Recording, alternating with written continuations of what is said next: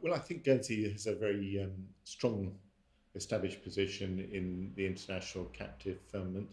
Um, it's been a centre of excellence and innovation really since we emerged in the 1990s as the dominant jurisdiction in the European region, and I think we're a genuine contender now uh, an established member of the top five jurisdictions alongside Bermuda and Vermont.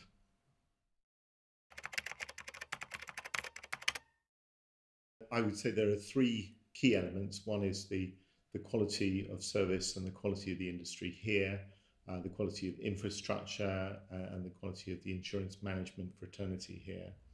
The second is the innovation, which began with the very pioneering work of Steve Butterworth, who was our regulator in the 90s and was highly instrumental in the introduction of protector cell company legislation here.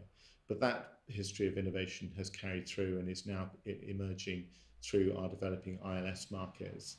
One area of recent innovation has been the use of cell structures for longevity risk, and that's been very popular in the UK pension environment. There have been a number of deals of that nature put together. We see that very much as a part of a trend. Longevity risk is a significant issue for pensions in the regulatory environment in which they work. So for them to be able to finance those more effectively in the reinsurance market is obviously adding a lot of value for them. The third reason I think why we're successful is because of the regulatory environment that we have had over the last 20 years.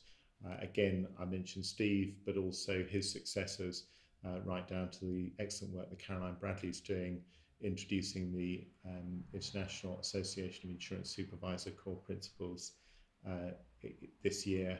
And I think that is part of an established trend of excellence in our regulatory framework.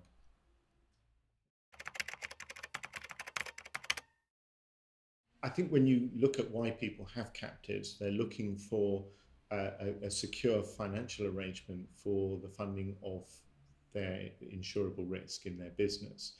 They want a solid platform. They want a strong regulatory regime. They want good governance. They want strong management and effective management and quality advice. All of those are available right here in Guernsey at a level of quality that isn't necessarily available in other jurisdictions.